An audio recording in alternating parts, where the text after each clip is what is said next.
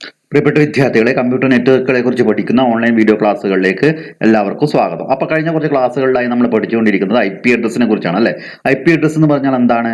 32 bit നമ്പറാണ് അല്ലേ. ബൈനറിയിലാണ് IP അഡ്രസ്സിനെ കമ്പ്യൂട്ടറിൽ റെപ്രസെന്റ് ചെയ്യുന്നത് അല്ലേ. അപ്പോൾ നമുക്കത് മനസ്സിലാക്കാൻ എളുപ്പത്തിന് നമ്മൾ 8 ബിറ്റ് വീതമുള്ള ഗ്രൂപ്പുകളാക്കി മാറ്റി അതിന് കറസ്പോണ്ടിങ് ആയിട്ടുള്ള ഡെസിമൽ നമ്പർ എഴുതുന്നു. അങ്ങനെയാണ് നമ്മൾ IP അഡ്രസ്സിനെ യൂസർ എന്ന നിലയിൽ നമ്മൾ കൈകാര്യം ചെയ്യുന്നത് അല്ലേ. അപ്പോൾ ഈ 8 ബിറ്റ് വീതമുള്ള ഗ്രൂപ്പുകളെ നമ്മൾ 1 ബൈറ്റ് അല്ലെ, 8 ബിറ്റാണ് 1 ബൈറ്റ് അല്ലെ. അപ്പൊ അങ്ങനെ 4 ബൈറ്റുകൾ കൊണ്ടാണ് നമ്മൾ റെപ്രസെന്റ് ചെയ്യുന്നത്. അല്ലെങ്കിൽ 4 ഒക്ടറ്റ് എന്ന് വിളിക്കും അല്ലെ. 8 ബിറ്റ് വീതമുള്ള ഗ്രൂപ്പിനെ നമ്മൾ ഒക്ടറ്റ് എന്ന് വിളിക്കും. അപ്പോൾ ഓരോ ഒക്ടറ്റിനും കറസ്പോണ്ടിങ് ആയിട്ട് ഒരു ഡെസിമൽ നമ്പർ എഴുതാം. അങ്ങനെ 4 ഡെസിമൽ നമ്പർ ഡോട്ട് വെച്ച് സെപ്പറേറ്റ് ചെയ്തുകൊണ്ടാണ് നമ്മൾ IP അഡ്രസ്സിനെ റെപ്രസെന്റ് ചെയ്യുന്നത് അല്ലെ. അപ്പൊ നമ്മൾ കഴിഞ്ഞ ക്ലാസ്സിൽ ക്ലാസ് ഫുൾ IP അഡ്രസ്സിങ് എന്താണെന്ന് കണ്ടു അല്ലെ. അപ്പൊ നമ്മൾ IP അഡ്രസ്സിനെ പ്രധാനമായിട്ട് എത്ര ഗ്രൂപ്പുകളാക്കിയിട്ട് തിരിച്ചിട്ടുണ്ട്? 5 ഗ്രൂപ്പുകളാക്കിയിട്ട് തിരിച്ചിട്ടുണ്ട് അല്ലെ. അത് class A, class B, class C, class D, class E അല്ലെ. അങ്ങനെ 5 ഗ്രൂപ്പുകളാക്കിയിട്ട് തിരിച്ചിട്ടുണ്ട് അല്ലെ. അപ്പൊ എങ്ങനെയാണ് ഓരോ ക്ലാസ് ആണ് എന്ന് മനസ്സിലാക്കുക? ക്ലാസ് എ IP അഡ്രസ്സ് ആണ്, ക്ലാസ് ബി IP അഡ്രസ് ആണ് എന്നൊക്കെ എങ്ങനെയാ മനസ്സിലാക്കുക? അത് നമ്മുടെ ബൈനറിയിലാണ് റെപ്രസെന്റ് ചെയ്തിട്ടുള്ളതെങ്കിൽ ക്ലാസ് എ IP അഡ്രസ്സിന്റെ സ്റ്റാർട്ടിംഗ് ബിറ്റ് എന്ന് പറയുന്നത് 0 ആയിരിക്കും അല്ലെ. ക്ലാസ് ബിയുടെ IP അഡ്രസ്സിന്റെ സ്റ്റാർട്ടിംഗ് ബിറ്റ്സ് എന്ന് പറയുന്നത് 10 ആയിരിക്കും അല്ലെ. അത് ക്ലാസ് സി ആണെങ്കിൽ 110 ആയിരിക്കും അല്ലെ. ക്ലാസ് ഡി ആണെങ്കിൽ 1110 ആയിരിക്കും അല്ലെ. അതുപോലെ തന്നെ ക്ലാസ് ഇ ആണെങ്കിൽ 1111. അതായത് ആദ്യത്തെ ഒക്ടറ്റിന്റെ ആദ്യത്തെ ചില ബിറ്റുകളാണ് പറഞ്ഞത് അല്ലെ.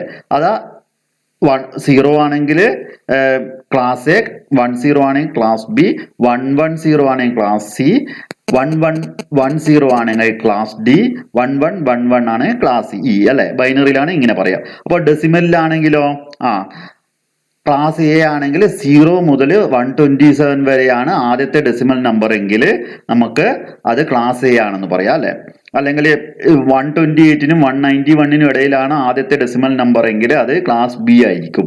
അതുപോലെ തന്നെ 192നും 223ക്കും ഇടയിലാണ് ആദ്യത്തെ ഡെസിമൽ നമ്പർ എങ്കിൽ അത് ക്ലാസ് സി ആയിരിക്കും. അതുപോലെ തന്നെ 224നും 239നും ഇടയിലാണ് ആദ്യത്തെ ഡെസിമൽ നമ്പർ എങ്കിൽ അത് ക്ലാസ് ഡി ആയിരിക്കും.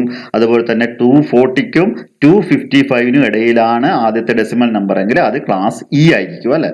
അപ്പോൾ ഓരോ ഒക്ടറ്റും 0 മുതൽ 255 വരെയാണ് വേരി ചെയ്യുന്നത്. അപ്പൊ ഇടയിൽ വരുന്ന ഈ റേഞ്ചിൽ വരുന്നതാണ് ഓരോ ക്ലാസ് അല്ലെ. ഈ ഓരോ ക്ലാസ്സിന്റെ റേഞ്ചാണ് നമ്മൾ പറഞ്ഞിരിക്കുന്നത്. അപ്പൊ ഇന്ന് നമുക്ക് കൂടുതലായിട്ട് ഓരോ ക്ലാസ് IP അഡ്രസ്സിനെ കുറിച്ച് നമുക്ക് വിശദമായിട്ട് പഠിക്കാം.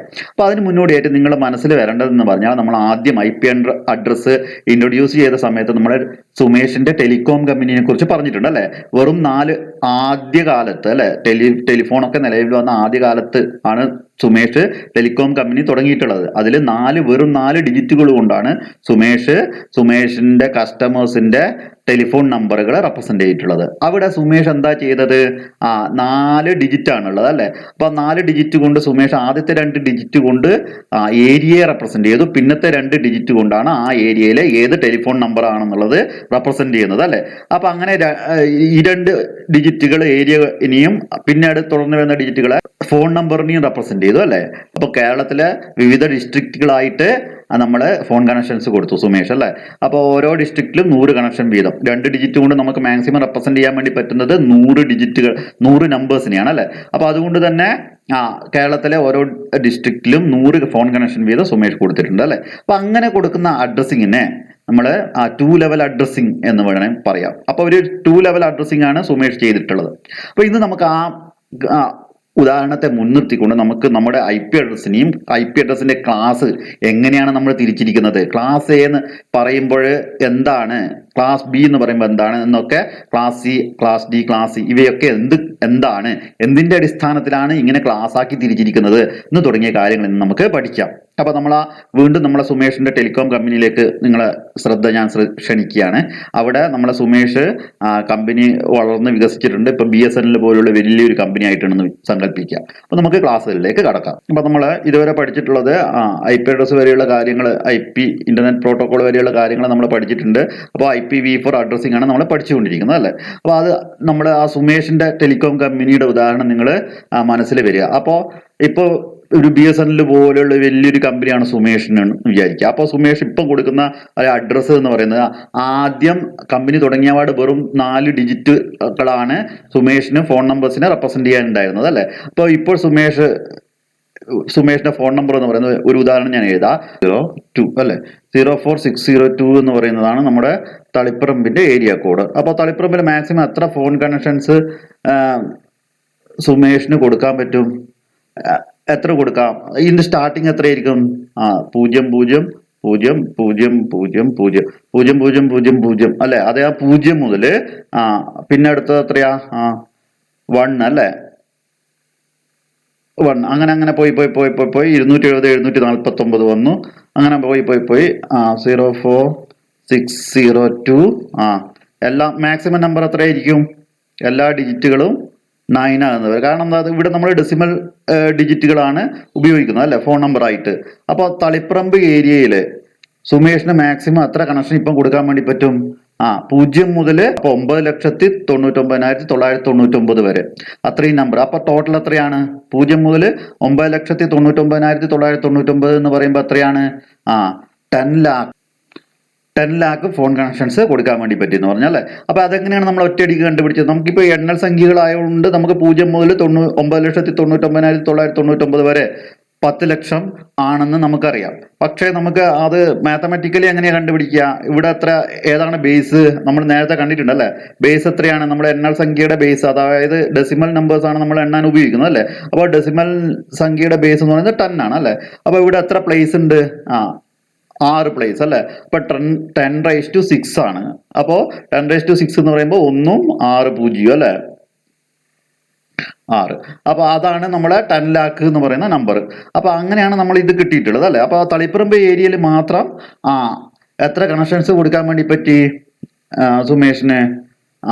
തളിപ്പറമ്പ് ഏരിയയിൽ മാത്രം 10 ലാക്ക് കണക്ഷൻസ് കൊടുക്കാൻ വേണ്ടി പറ്റി അല്ലെ. ഫോൺ നമ്പേഴ്സ് എത്രയായിരുന്നു? 0460270749. അതിലുള്ള ഒരു പെർട്ടിക്കുലർ ഫോൺ നമ്പറാണ് ഞാൻ ഇവിടെ പറഞ്ഞിരിക്കുന്നത് അല്ലേ. അപ്പൊ അങ്ങനെ നമ്മൾ തളിപ്പറമ്പ് ഏരിയയിൽ മാത്രം നമുക്ക് 10 ലാക്ക് കണക്ഷൻസ് കൊടുക്കാൻ വേണ്ടി പറ്റി. അപ്പൊ അങ്ങനെ നമുക്ക് എത്ര ഏരിയ ഉണ്ട് നിങ്ങൾ നോക്കൂ. അത് എന്താണ് അതിൽ നിന്ന് മനസ്സിലാക്കുന്നത്? ഇതാണ് നമ്മുടെ ഏരിയ കോഡ് അല്ലെ. ഈ ഏരിയനെ റെപ്രസെന്റ് ചെയ്യാൻ എത്ര ഡിജിറ്റ് ഉണ്ട്? 1 2 3 4 5 ഡിജിറ്റ് ആണ് അല്ലെ. അപ്പൊ നമുക്ക് മാക്സിമം എത്ര ഏരിയ റെപ്രസെന്റ് ചെയ്യാം? ഈ ഏരിയയിൽ നമുക്ക് 0 മുതൽ 9,99,999 വരെയുള്ള 10 ലാക്ക് ഫോൺ കണക്ഷൻസ് കൊടുക്കാൻ വേണ്ടി പറ്റി തളിപ്പറമ്പ് ഏരിയയിൽ മാത്രം അല്ലെ. അപ്പൊ അതുപോലെ നമുക്ക് എത്ര ഏരിയ റെപ്രസെന്റ് ചെയ്യാം നോക്കുക. നേരത്തെ അതേ മാത്തമാറ്റിക്സ് അല്ലെ. ഇവിടെ എങ്ങനെയാ നമുക്ക് 10 ലാക്ക് എന്ന് കിട്ടിയ? 10⁻6 ആണ് അല്ലെ. 6 പ്ലേസ് ആയതുകൊണ്ട് അല്ലെ. അപ്പൊ 10⁻6 കൊണ്ട് റെപ്രസെന്റ് ചെയ്തപ്പോൾ നമ്മള് അതാണ് നമ്മുടെ 10 ലാക്ക് ഫോൺ കണക്ഷൻസ് നമുക്ക് കിട്ടിയത്. തളിപ്പറമ്പ് ഏരിയയിൽ മാത്രം 10 ലാക്ക് ഫോൺ കണക്ഷൻസ്. അപ്പൊ അതുപോലെ തന്നെ നമുക്ക് എത്ര ഏരിയ റെപ്രസെന്റ് ചെയ്യാൻ വേണ്ടി പറ്റും? ഇവിടെ ഒരു ഏരിയ റെപ്രസെന്റ് ചെയ്യാൻ എത്ര ഡിജിറ്റ് ഉള്ളത്? 1 2 3 4 5 ഡിജിറ്റ് ആണ് അല്ലെ. അപ്പോൾ 5 ഡിജിറ്റ് കൊണ്ട് മാക്സിമം നമുക്ക് അല്ലെ എത്ര ഏരിയ, എത്ര നമ്പേഴ്സ് നമുക്ക് ജനറേറ്റ് ചെയ്യാം? അതിന്റെ ഫോർമുല എന്താണ്? Base raise to number of places അല്ലെ. ഇവിടെ എത്രയാ? 5 ആണ് അല്ലെ. അപ്പൊ 10⁻5 എന്ന് പറയുന്ന അത്രയും ഏരിയ കോഡ് നമുക്ക് റെപ്രസെന്റ് ചെയ്യാം. ലാക്ക് ഏരിയ ഉണ്ട് അല്ലെ. ഓരോ ഏരിയയിലും നമുക്ക് 10 ലാക്ക് വീതം ഫോൺ കണക്ഷൻസും കൊടുക്കാൻ വേണ്ടി പറ്റി അല്ലെ. ആ രീതിയിലാണ് നമ്മൾ ഫോൺ കണക്ഷൻസ് ഇപ്പൊ ഇന്നത്തെ കാലഘട്ടത്തിൽ അല്ലെ. ഞാനിപ്പോ ഒരു BSNL നമ്പറിന്റെ എക്സാമ്പിൾ എടുത്തിട്ടുള്ളത്. നമ്മുടെ സുമേഷിന്റെ കമ്പനി BSNL പോലെ വളരെ വലിയൊരു കമ്പനിയായി വളർന്നു അല്ലെ. അപ്പൊ അവിടെ നമ്മൾ 2 ലെവൽ അഡ്രസ്സിംഗ് ആണ് ഉപയോഗിച്ചിട്ടുള്ളത്. 2 ലെവൽ. ഫസ്റ്റ് ലെവൽ കൊണ്ട് ഏരിയ ഐഡന്റിഫൈ ചെയ്തു, പിന്നെ അടുത്ത ലെവൽ കൊണ്ട് ആ ഏരിയയിലെ ഫോണിന് നമ്മൾ ഐഡന്റിഫൈ ചെയ്യുന്നു അല്ലെ. അപ്പൊ അങ്ങനെ നമുക്ക് ഓരോ ഏരിയയിലും നമുക്ക് മാക്സിമം എത്ര ഏരിയ ജനറേറ്റ് ചെയ്യാം? 10⁻5 ഏരിയ അല്ലെ. 10⁻5 അതായത് 1 ലാക്ക് ഏരിയ വരെ നമുക്ക് ഈ നമ്പറുകൾ കൊണ്ട് റെപ്രസെന്റ് ചെയ്യാം. അപ്പൊ അങ്ങനെ ഓരോ ഏരിയയിലും നമുക്ക് 10⁻6 ഫോൺ കണക്ഷൻസ് കൊടുക്കാം അല്ലെ. അപ്പോ 10⁻5 ഏരിയാസിനെ നമുക്ക് റെപ്രസെന്റ് ചെയ്യാം. ആ ഓരോ ഏരിയയിലും 10⁻6 അഥവാ 10 ലാക്ക് ഫോൺ കണക്ഷൻസ് കൊടുക്കാം. അപ്പൊ ടോട്ടൽ 10⁻5 × 10⁻6 അല്ലെ. അപ്പൊ അത് എത്രയാ വരിക? ആ പവർ ആയതുകൊണ്ട് ആഡ് ചെയ്യുക 5 + 6 10⁻5 + 6 എന്ന് പറഞ്ഞാൽ 10⁻11. അത്രയും നമ്പേഴ്സ്, അത്രയും യുണീക്ക് ആയിട്ടുള്ള ഫോൺ നമ്പേഴ്സ് നമുക്ക് ജനറേറ്റ് ചെയ്യാൻ വേണ്ടി പറ്റുന്നുണ്ട്. അപ്പൊ ഇത്രയും കാര്യങ്ങൾ നിങ്ങൾ മനസ്സിൽ വരണം. എന്നിട്ട് വേണം നമുക്ക് ഇനി ബൈനറി നമ്പറിന്റെ കൺസെപ്റ്റിലേക്ക് വരാൻ. അതായത് നമ്മൾ ഇനി നോക്കാൻ വേണ്ടി പോകുന്നത് ബൈനറി നമ്പേഴ്സ് ആണ്. അതായത് നമ്മുടെ IP അഡ്രസ്സിനെ നമ്മൾ ഏത് രീതിയിൽ ഇതുപോലെ ഡിവൈഡ് ചെയ്യുന്നു. ഇതുപോലെ നമ്മൾ 2 ലെവൽ അഡ്രസ്സിംഗ് ആണ് IP അഡ്രസ്സിന്റെ കേസിലും കൊടുക്കുന്നത്. അപ്പൊ IP അഡ്രസ്സിന്റെ ആദ്യത്തെ ബൈറ്റുകൾ അല്ലെങ്കിൽ ആദ്യത്തെ ഒക്ടറ്റ് അല്ലെങ്കിൽ എത്ര ഒക്ടറ്റ് നെറ്റ്വർക്കിനെ റെപ്രസെന്റ് ചെയ്യുന്നു, എത്ര ഒക്ടറ്റ് ഹോസ്റ്റിനെ റെപ്രസെന്റ് ചെയ്യുന്നു എന്നുള്ളതിനെ അടിസ്ഥാനപ്പെടുത്തിയിട്ടാണ് class A, class B, class C, class D, class E എന്ന് തുടങ്ങിയിരിക്കുന്ന ക്ലാസിഫിക്കേഷൻസ് നമ്മൾ ക്രിയേറ്റ് ചെയ്തിട്ടുള്ളത് അല്ലെ. ഏത് പ്രകാരമാണോ നമ്മുടെ ഫോൺ നമ്പർ എത്ര ഡിജിറ്റ് ഏരിയയെ റെപ്രസെന്റ് ചെയ്യുന്നു, എത്ര ഡിജിറ്റ് ഫോണിനെ റെപ്രസെന്റ് ചെയ്യുന്നു എന്ന് നമ്മൾ വിഭജിച്ചിട്ടുള്ളത് അല്ലെ. നമ്മളൊരു 11 ഡിജിറ്റ് ഫോൺ നമ്പറിൽ ആദ്യത്തെ 5 ഡിജിറ്റുകള് ഏരിയയെ റെപ്രസെന്റ് ചെയ്തു, പിന്നെ തുടർന്ന് വരുന്ന 6 ഡിജിറ്റുകൾ കൊണ്ട് ആ ഏരിയയിലെ ഫോണിനെ റെപ്രസെന്റ് ചെയ്യുന്നു അല്ലെ. അപ്പൊ അതേ പ്രകാരം തന്നെ ഇവിടെ നമ്മൾ എങ്ങനെയാ ചെയ്യുന്നതെന്ന് പറഞ്ഞാൽ നമ്മൾ IP അഡ്രസ്സിന്റെ കുറച്ച് നമ്പേഴ്സ്, കുറച്ച് ബിറ്റുകൾ നമ്മൾ എടുക്കും. അവ എത്ര ബിറ്റുകള് നെറ്റ്വർക്കിനെ റെപ്രസെന്റ് ചെയ്യുന്നു, എത്ര ബിറ്റുകള് ആ നെറ്റ്വർക്കിലെ പെർട്ടിക്കുലർ ഹോസ്റ്റിനെ റെപ്രസെന്റ് ചെയ്യുന്നു എന്നുള്ളതിനെ അടിസ്ഥാനപ്പെടുത്തിയിട്ടാണ് നമ്മൾ IP അഡ്രസ്സിനെ ക്ലാസിഫൈ ചെയ്തിട്ടുള്ളത്. ഓക്കെ, അപ്പൊ നമ്മളത് നമുക്ക് നോക്കാം ഏതൊക്കെ ക്ലാസിഫിക്കേഷൻസ് ഉണ്ട് നമുക്ക് നോക്കാം. In classful IP addressing an IP address in classes A, B and C is divided into net ID and host ID. അതായത് IP അഡ്രസ്സിനെ നമ്മൾ 2 ഭാഗങ്ങളായിട്ട് ഡിവൈഡ് ചെയ്തിട്ടുണ്ട്. അപ്പോൾ പ്രത്യേകിച്ച് class A, class B, class C ഈ 3 ക്ലാസ് IP അഡ്രസ്സുകളാണ് നമ്മൾ കമ്പ്യൂട്ടറിന് assign ചെയ്യുന്നത്. Class ഡിയും class ഇയും special categories ആണ്. ക്ലാസ് ഡി നമ്മൾ മൾട്ടി കാസ്റ്റിംഗ് അഡ്രസ് ആയിട്ട് ഉപയോഗിക്കുന്നതാണ്. അതുപോലെ തന്നെ ക്ലാസ് ഇ എന്ന് പറയുന്നത് റിസർവ്ഡ് കാറ്റഗറിയാണ്. നമ്മൾ എക്സ്പെരിമെന്റൽ പർപ്പസിനൊക്കെയാണ് ക്ലാസ് സി IP അഡ്രസ് ഉപയോഗിക്കുന്നത്. അപ്പോൾ നമ്മൾ പ്രധാനമായിട്ടും നമുക്ക് 3 ക്ലാസ്സസ് ആണ് ഉള്ളത്, ക്ലാസ് എയും ബിയും സിയും. അപ്പൊ അതിൽ തന്നെ നമ്മളെ ക്ലാസ് എ എന്ന് പറയുന്നത് ഇവിടെ നമ്മളെ ഒരു IP അഡ്രസ്സിനെ നമ്മൾ 2 ഭാഗങ്ങളായിട്ട് ഡിവൈഡ് ചെയ്തിട്ടുണ്ട്. ആ ഒരു ഭാഗം കൊണ്ട് നമ്മൾ നെറ്റ്വർക്കിനെ ഐഡന്റിഫൈ ചെയ്യും, ഏത് നെറ്റ്വർക്കിലാണ് നമ്മുടെ കമ്പ്യൂട്ടർ ഉള്ളത് എന്നുള്ളത്. പിന്നെ അടുത്ത ഭാഗം കൊണ്ട് ആ നെറ്റ്വർക്കിലെ ഏത് ഹോസ്റ്റ് ആണെന്ന് ഐഡന്റിഫൈ ചെയ്യും. ഞാൻ നേരത്തെ പറഞ്ഞ പോലെ തന്നെ നമ്മളെ ഫോൺ നമ്പറിൽ ആദ്യത്തെ പാർട്ടില് നമ്മളെ ഫോൺ ഏത് ഏരിയയിലാണ് ഉള്ളതെന്ന് ഐഡന്റിഫൈ ചെയ്യുന്നത് അല്ലെ. പിന്നത്തെ പാർട്ടിലാണ് ആ ഏരിയയിൽ എത്രാമത്തെ ഫോൺ ആണെന്ന് ഐഡന്റിഫൈ ചെയ്യുന്നത് അല്ലെ. ഓക്കെ, അതുപോലെ തന്നെയാണ്. അപ്പൊ net ID identifies the network. Host ID defines a particular host connected to that network. അതുപോലെ തന്നെ ഇവിടെ നമ്മൾ IP അഡ്രസ്സിന്റെ കേസിലാണെങ്കിൽ നെറ്റ് ഐഡിയും ഹോസ്റ്റ് ഐഡിയാണ് ഉള്ളത്. അപ്പൊ ആ നെറ്റ് ID കൊണ്ട് ഏത് നെറ്റ്വർക്ക് ആണെന്ന് ഐഡന്റിഫൈ ചെയ്യുന്നു. അതുപോലെ തന്നെ ഹോസ്റ്റ് ID ആ നെറ്റ്വർക്കിലെ ഏത് ഹോസ്റ്റ് ആണെന്ന് ഐഡന്റിഫൈ ചെയ്യുന്നു. ഇവിടെ നമുക്ക് നോക്കാം. ഒന്നാമത്തെ ക്ലാസ് എയിൽ നമ്മൾ എത്ര ബൈറ്റാണ് നെറ്റ്വർക്കിനെ ഐഡന്റിഫൈ ചെയ്യാനുള്ളത്? നമുക്ക് 1 ബൈറ്റ്.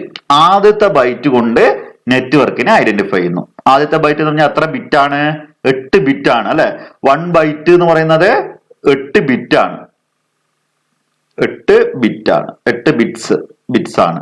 അപ്പൊ നമ്മളെ ക്ലാസ് എന്റെ കേസ് ആണെങ്കിൽ നമ്മൾ ആദ്യത്തെ 1 ബൈറ്റ്, ഫസ്റ്റ് 1 ബൈറ്റ് നെറ്റ്വർക്കിനെ ഐഡന്റിഫൈ ചെയ്യുന്നു. റിമൈനിങ് എത്ര ബൈറ്റ്? 3 ബൈറ്റുകള് ഹോസ്റ്റിനെ ഐഡന്റിഫൈ ചെയ്യുന്നു.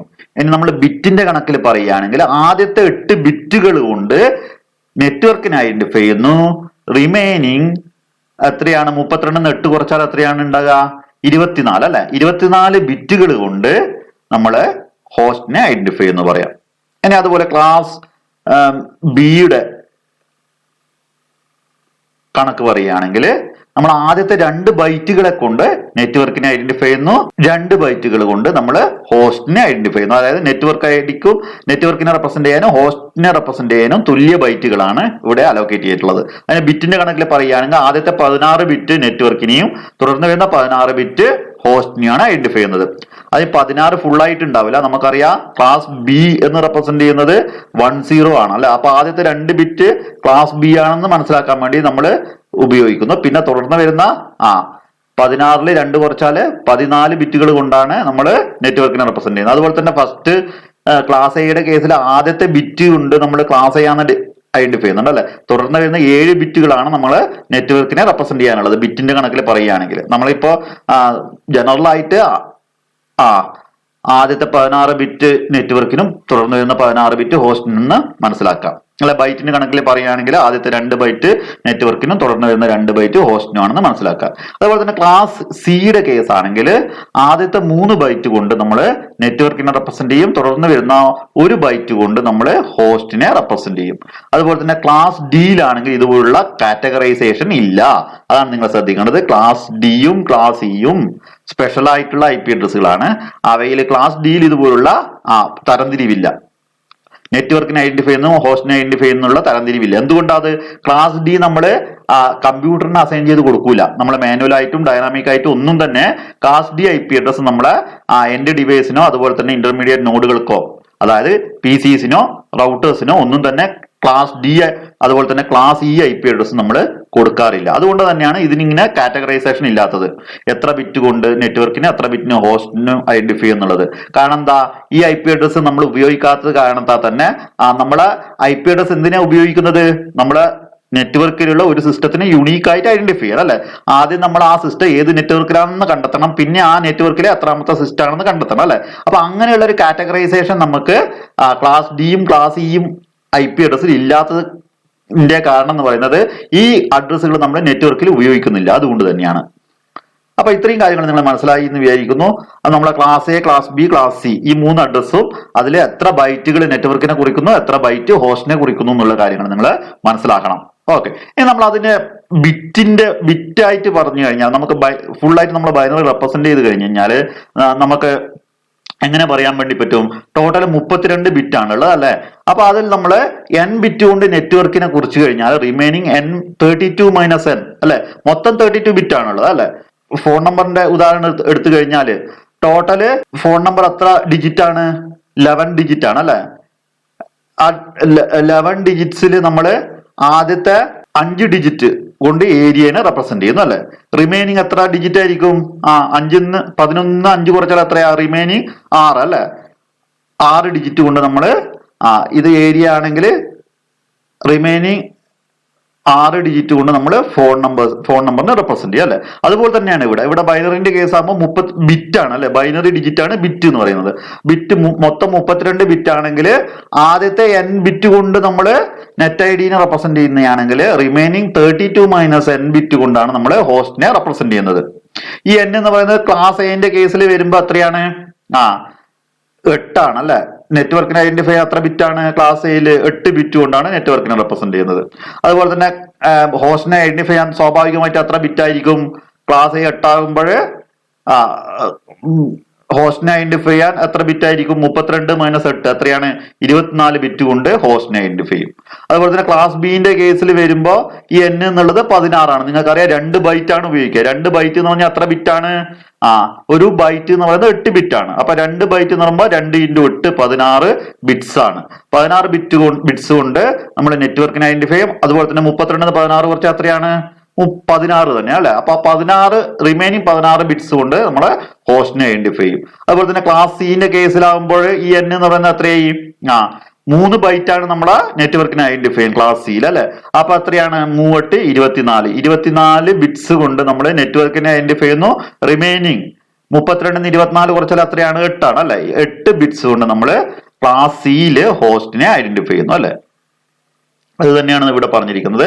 Value of n depends on the class the block network belongs to. ഏത് ക്ലാസ്സിലാണെന്ന് ഉള്ളതിനെ അടിസ്ഥാനപ്പെടുത്തിയിട്ടാണ് n ബിറ്റ്സ്. അത്ര ബിറ്റ്സ് നമ്മൾ നെറ്റ്വർക്കിനെ ഐഡന്റിഫൈ ചെയ്യാൻ ഉപയോഗിക്കുന്നു. പിന്നെ ഹോസ്റ്റിനെ റിമൈനിങ് ബിറ്റ്സ് ഹോസ്റ്റിനെ ഐഡന്റിഫൈ ചെയ്യാൻ ഉപയോഗിക്കുന്നു. ക്ലാസ് എ ആകുമ്പോൾ ഈ n എന്ന് പറയുന്നത് 8 ആണ്. ക്ലാസ് ബി ആകുമ്പോൾ n എന്ന് പറയുന്നത് 16 ആണ്. ക്ലാസ് സി ആകുമ്പോൾ n എന്ന് പറയുന്നത് 24 ആണ്. അപ്പൊ 8 ഫുൾ ആയിട്ട് ഉണ്ടാവില്ല. കാരണം ക്ലാസ് എ റെപ്രസെന്റ് ചെയ്യാൻ നമ്മൾ ആദ്യത്തെ ബിറ്റ് 0 ആണെങ്കിൽ ക്ലാസ് എ എന്ന് പറഞ്ഞിട്ടുണ്ടല്ലേ. അപ്പൊ ആ 0 കൂട്ടാതെ കണ്ട് റിമൈനിങ് 7 ബിറ്റ് ഉണ്ടാകുക. ഓക്കെ, അത് നമ്മൾ ക്ലാസ് വിശദമായിട്ട് പറയുമ്പോൾ കൂടുതലായിട്ട് നമുക്ക് നോക്കാം. അപ്പൊ നിങ്ങൾ ഒരു കാര്യം കൂടെ മനസ്സിലാക്കുക. Number of addresses in A block n can be found using 232 - n. അതിന്റെ അർത്ഥം എന്താണ്? കാരണം എന്താ, നമ്മള് നെറ്റ്വർക്കിനെ ഐഡന്റിഫൈ ചെയ്യാം. n ബിറ്റ്സ് ആണെങ്കിൽ ടോട്ടൽ എത്ര നെറ്റ്വർക്ക് ഉണ്ടാവും നമുക്ക് എങ്ങനെ മനസ്സിലാക്കാൻ കഴിയാ? 2n. കാരണം എന്താ, ഇതാണ് നമ്മളെ 2 എന്നുള്ളതാണ് നമ്മളെ ബേസ് അല്ലെ, നമ്പർ സിസ്റ്റത്തിന്റെ ബേസ്.